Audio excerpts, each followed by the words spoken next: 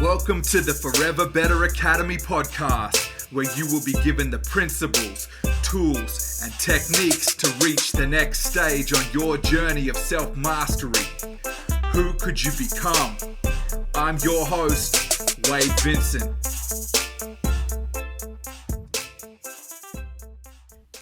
Do something. If it works, do more of it. If it doesn't, do something else. Sounds like very straightforward and logical advice, right? But you would be surprised how easy it is to get caught up in taking action that doesn't deliver results, yet we continue to do so because we think it's propelling us forward. Thank you guys for being here. My name is Wade Vincent for those of you that are new to the podcast, and you are here on the Forever Better Academy podcast, where you will be given tools, techniques, principles, actionable and applicable knowledge that will help progress you and move you forward on your own journey of self-mastery. Now, many of these are either direct personal experiences that I've gone through and learnt over the last 7 to 8 years on my journey so far. And a lot of it is, stories from people in the circles that I'm around and my observations and the things that I see, what works, what doesn't, and naturally the things that I've applied. So today, this is the topic I want to dive into with you guys, right? Is if it works, do more of it, right? So I know a lot of these things where you start to sort of consider them, or you when you say it out loud, it almost seems like, of course, it's such a natural thing, but it's very easy to overlook the obvious at times, right? So I guess almost everyone in society is working towards something. I'd be very surprised if there was somebody that didn't have any goal or desire or ambition, even down to the smaller scale, right? It might just be, make it through the day, right? Sometimes life gets pretty crazy, and that might be the smallest level ambition is just get through the hard times that I'm facing. Other people, may be looking, with 10-year plan down the track, what they're intending to do, where they want to go in their life and what they want to achieve. But ultimately the driver is the same, right? So if you consider it's very natural for us to expect that our efforts produce the desired results. Else why would we do anything, right? Now, this has been what has driven us forward at an individual level, at a family level, a community level, a state and national level, but even right through to on a global scale. Ultimately, we take actions with the intention that a result will be derived from those actions, right? So sometimes it can be super frustrating, and this has been the case especially for me when I was younger, right? Like, have you ever been in a scenario where you're focused on what you're trying to achieve, right? You've got that laser focus. You know where you're going. You know what you want to do, and you're working as hard as you can to get there, and nothing seems to be working, right? And it's challenging. But then you take your eyes off the prize and you look to the left and the right, and you're seeing the people in your immediate circle who are doing similar things, or competitors, or people that have same ambition and goals as you do, and seeing people that in your eyes are less capable or than you are, but they're achieving far greater than you are. Right, that was absolutely the case for me. When I was making music, I was determined. I put in more work than other people. Why is this person, finding the success that I'm chasing, and why isn't it happening for me?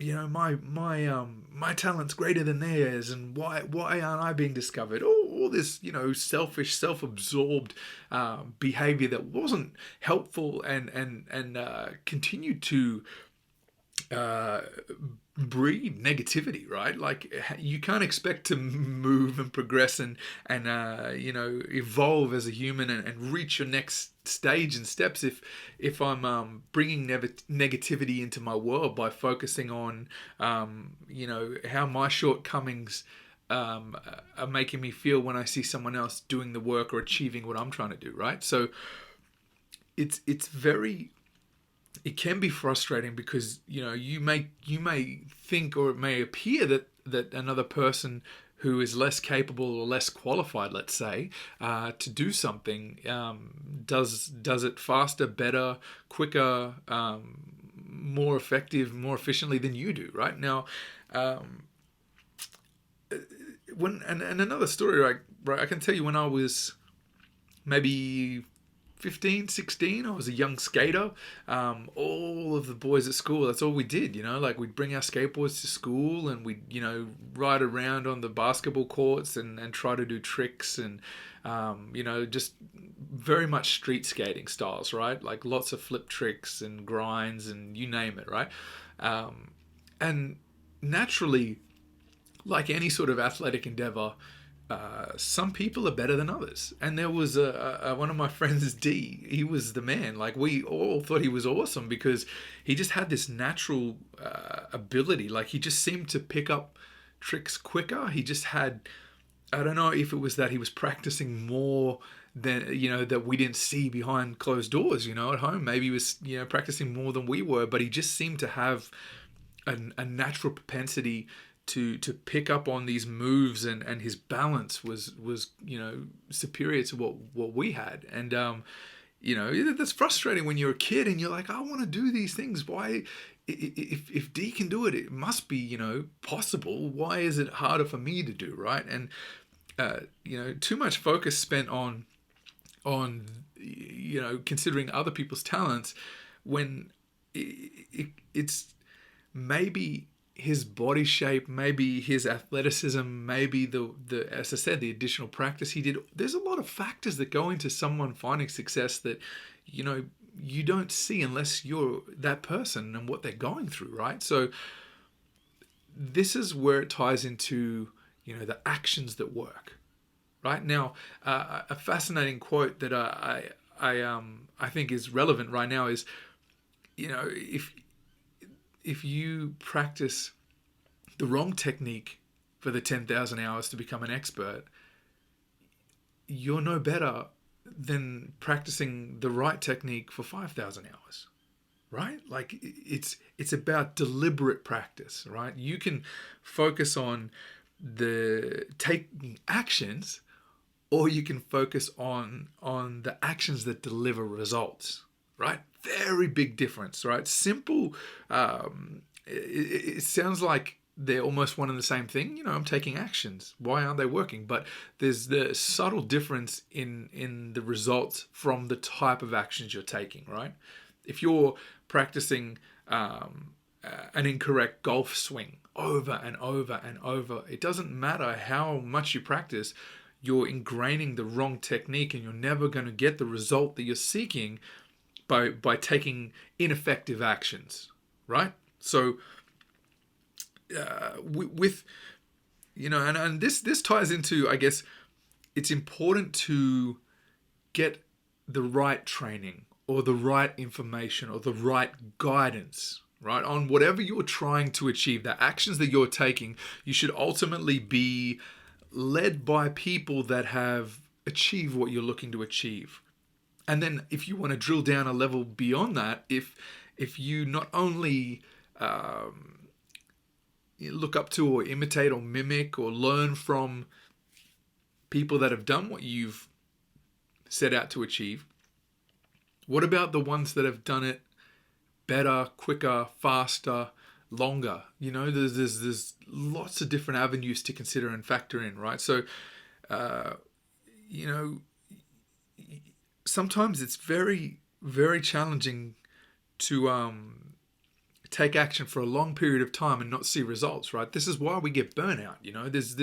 we only have a finite amount of willpower, right? It's been scientifically studied. It's been proven, like even the best of us that are the most determined, if you're grinding away and getting no results over and over and over again, there's only so much of that people can take, it becomes futile, right?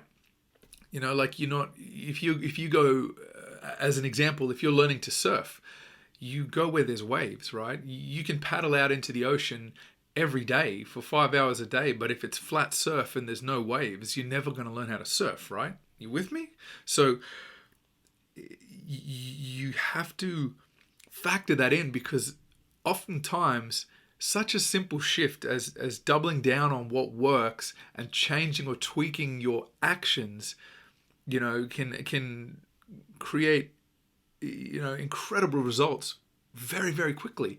And if you don't consider this, oftentimes you can be misled or confused that you're not capable or not good enough to achieve something, when it's not the case at all. You're more than capable.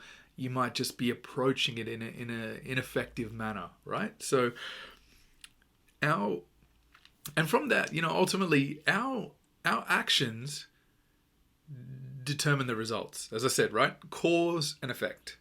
Action, reaction. It's you're never going to achieve or get results without taking action. But that doesn't mean that you should get stuck in the habit of believing that any action is worth doing.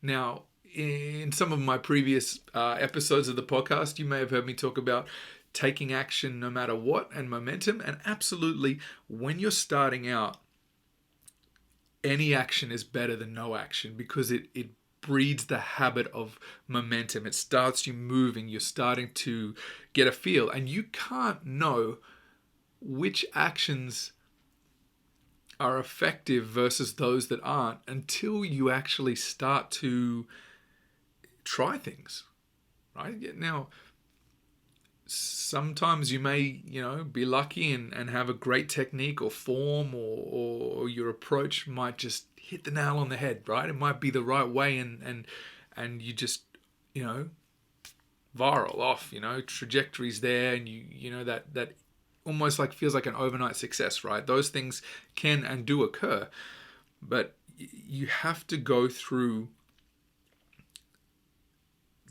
I guess it's almost a valuable part of the equation to learn the wrong actions so you can understand and value and appreciate the right actions.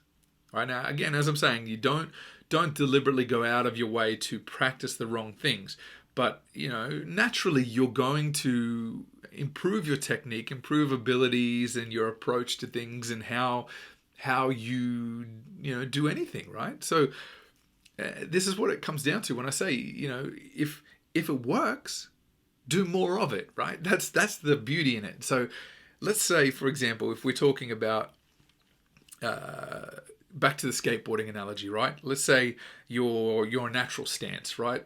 Say left foot forward on the front of the board, and you just can't find a good rhythm with that, right? Or you're finding it difficult to maneuver or get tricks or balance. Switch it up. Try a goofy stance, right? Put the right foot at the front of the board. Maybe you're going to feel more at home in that stance, and it might come easier to you, right? There's a lot of little simple tweaks and things that you can do, and continually should be about experimenting, right? And anything you do, right? Like, for example, I'm an avid reader. I read every day, virtually without fail, unless something crazy occurs or I can't get a book. But even then, like, I have a book with me in my bag wherever I go, virtually in the car, wherever, just continually have it available. So if I've got spare 10 minutes, I make the most of that time, right? Now, I'm very much big on traditional physical books, paper, tree books, if you want to call it that. I love the tangible thing, you're holding a book, you work your way through it, start to finish. You feel something. It's especially with speed reading, I can skim the page. It's tactile, right? So I've very much been set in my ways of reading like that. But recently, like I want to experiment. So I'm ordering a Kindle to try e-readers, right, and see. Am I more likely to read? Is it going to become more of a even more of my time, my actions double down because carrying a Kindle around with multiple books on it everywhere I go. That habit of we're always picking up our devices, right? Maybe it'll stop me from picking up my phone as much, and instead I'll pick up the Kindle, right? So I'm open to experimenting and trying different things because maybe I will perhaps consume books faster or retain more knowledge, or I'm more inclined to or more able to read more books throughout the year than I currently do, right? I sometimes I listen to audiobooks when I'm driving. There's many different ways and different approaches, and if I find that it doesn't work for me and I prefer the physical books and I get more from them, then I'll stick with that. But it's important, I have to go through and understand, and time to time review what actions I'm taking. Are they delivering, excuse me, the expected results? Are they delivering better than I expect or worse than I expect? Little tweaks can make an immense difference, right? So, and ultimately, like when you're not tied to or feel tethered to a concept or an idea or something you behold as a truth, which I guess leads on from the last episode about being open-minded, you create more opportunity for yourself to advance quickly, to open new doors, to learn new things, to basically approach life in a way that's going to give you greater outcomes and sooner, right? Now, when you live like that, or when your mindset is conditioned in that way, it's easy to ask yourself, if I'm not getting the results that I expect, what harm comes from trying something different? That's like super freeing and empowering when you understand that you don't have to do things in the way you've always done them, right? Like imagine, for example, that you were into martial arts and you'd been studying martial arts for 10 years, and your technique is ingrained, your style is ingrained, your influences have rubbed off on you, and you have a certain style, and you just can't quite get to that level. Like maybe you haven't achieved a black belt yet, right? And you're just trying to get there, but sometimes your actions that aren't working for you, those old habits or techniques that aren't the most effective, can be that roadblock. And when you have that freeing moment of, why don't I try something different? What's the worst that can happen, right? You should never have fear around trying new things. You can't learn and grow without trying new things, right? Like if you really think about it, how can you possibly become who you're meant to be if it's already there, right? There's no journey if you've already got everything and you've achieved everything when you're born. It's there. I've done it. I'm never going to learn or experience anything. Life would be very bland and miserable, like new things is what brings joy and wonder and understanding and capability into your life. This is what life is made of. You have to get out of your comfort zone, do something different, right? And when you have that freeing thought and understanding, just because I've done something one way for so long, there's no reason I need to continue doing that way, right? And you can see you'll feel a difference. You'll see the change that it brings to your life, and the ability for you to flow on from that open-minded conversation we had on the last episode to really like embrace different actions that enhance your skill set and enhance your ability to achieve what you're trying to do. Right? As I say, again, if it works, do more of it. And if it doesn't work, do something different. It's just double down. If you know it's working and it's getting results for you, channel the energy into that. Do that thing. Take the time to do it, right? You got to play to your strengths, right? Now, this is the true shortcut, right? Everyone wants the get rich quick scheme, or I want to be the best at something, or like, we are so conditioned now. Like, I'm a millennial, and I grew up basically towards the final years of my high school is when internet really started to be available to everybody here in Australia, on a like sort of everywhere level, right? So I have that balance of growing up and playing outside and being a kid and not caring at all about technology outside of watching a TV show, to being exposed to what we're all exposed to nowadays, right? So we're so conditioned because we have such freedom and wondrous technology that we can have. Like, the fact that you can jump on the internet now and anything you want to know is at your fingertips. Anything at all. Like, sometimes we take that for granted, how truly amazing and incredible an achievement that is, that provided you have an internet connection, you're connected to every other person in the world with an internet connection, and the wealth of human knowledge for our entire existence is in your pocket. Mental, right?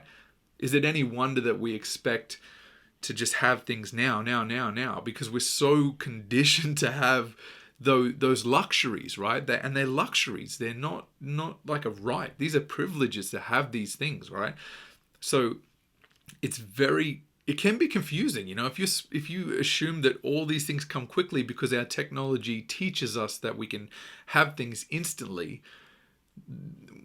Skill set and talent and mastery takes time, right? And I've said this before, and I'll say it again in other episodes. When I was a chef, one of my chef mentors that taught me said, you cannot speed the cooking process. It doesn't matter if you turn the heat up faster, you put different amounts or quantities of ingredients. The cooking process is a chemical reaction that takes time, and it's a set amount of time, right? And it's the same with learning skills and growing and becoming better, right? So this is helpful, at least it has been for me, and I hope it will be for you, is that this is truly the shortcut, right? You want to get somewhere quickly, or you want to pick up a skill quickly, or you want to become great at something as fast as humanly possible.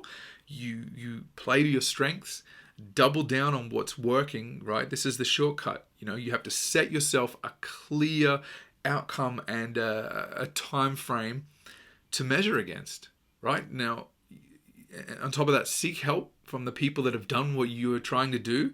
And ultimately, you don't need to reinvent the wheel. If you're not the first person to do what you're setting out to do, and hundreds, if not thousands of people have done it before you, copy them. Mimic their actions, study those people, learn from those people, shorten the cycle, right? This is the true power of that device that's in your pocket, right? You want access to the greatest minds in the world that have done the things that you want to do. You have it right now. Watch how they operate. Look how they talk. Look how they carry themselves. Look what they eat. Look at their sleep routines. Look at their practice routines. Look how they balance life with work and family. Mimic those things, right?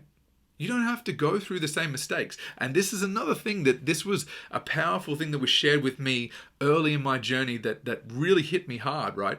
Humans learn from mistakes, but you don't need to learn from your own mistakes, right? Something so simple as that. Why go through all the hard lessons and the pain and suffering yourself when you can learn from someone else's mistakes and speed the process, right? This is the true shortcut. If it works, do more of it, okay? Find out. Mimic those actions. What worked for this other person? And maybe it might not work for you.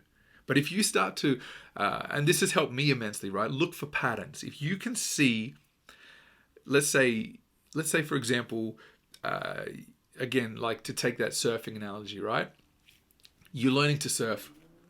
Find, 15 people that are professional level surfers that surf in a style that you like, it inspires you, even down to they have a similar body type to you, and study the videos, study the tapes, watch them surf. Look at how they interact with the wave, how they stand on the board, how they maneuver their body, how they operate. You can see, the more you study, the masters of any craft, you can find common patterns. And when you can find and pinpoint that pattern that those 15 people, if there's, say, 2 things that all 15 of those people do, don't you think that it would be a good idea for you to do that as well if you were learning that skill? Right? Like super, super powerful stuff that you can use and implement right now. Right? Like you can never watch surfing videos on YouTube and you can paddle out and try and figure out how to stand up. And absolutely there's a sense of achievement when you do it like that. And it ultimately really comes down to, what is your goal? What are you trying to achieve? What's the ambition that you have? Why are you doing what you're doing? If you just want to do it on your own and it's just a hobby and a part-time thing and you enjoy the challenge of it, that's the right way for you to do it.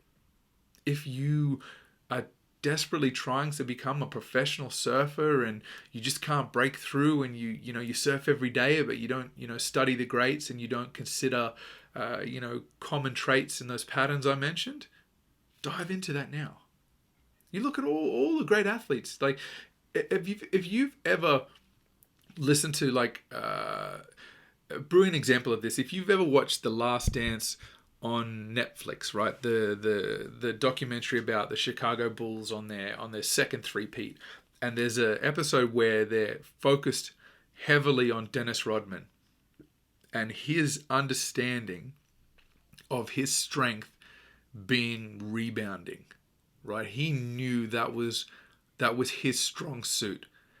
And then he talks about this in the documentary where he studied tapes of all the great guards, watched how they shot the ball and where they shot from, and watched where the ball would bounce, where it would go from that position.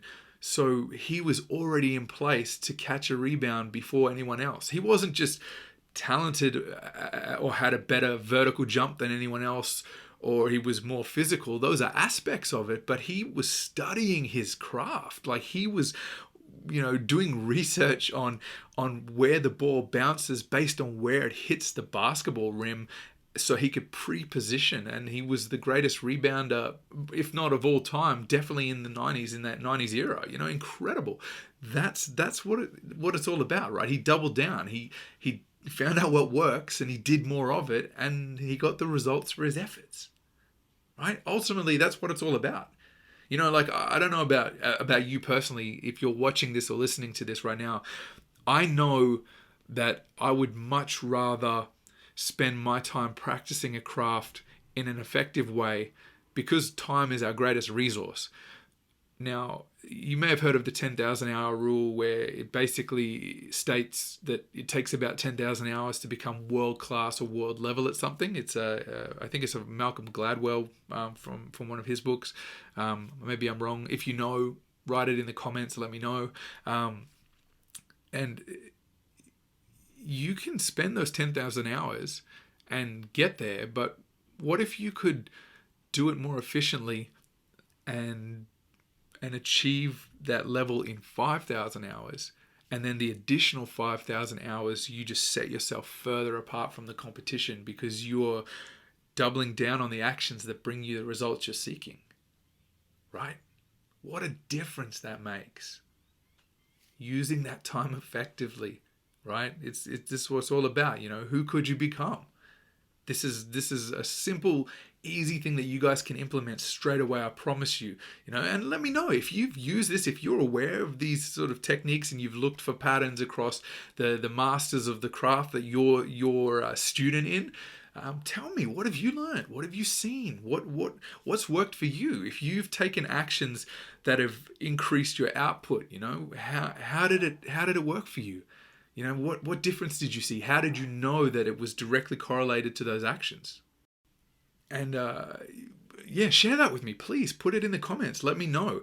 Ultimately, once you've done that, I guess it's important too, actually, to factor this in. It's going to take some time, right? So you have to ultimately double down on the actions that are delivering results for you, but you must go through the motions at least long enough to start to see if the results are coming from those actions that you're taking, right? So does that make sense? So ultimately, it takes some time to get feedback, right? So if you're too impatient, if you pivot too quickly before you start to see the results, sometimes you can actually get off course or take actions that are detrimental to what you're trying to achieve. So it's important to give a reasonable amount of time. I can't specify a generic time that applies across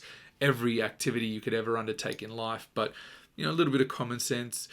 Try something like I've heard people throw around, like, if something isn't working after 6 months, maybe it's time to shift, right?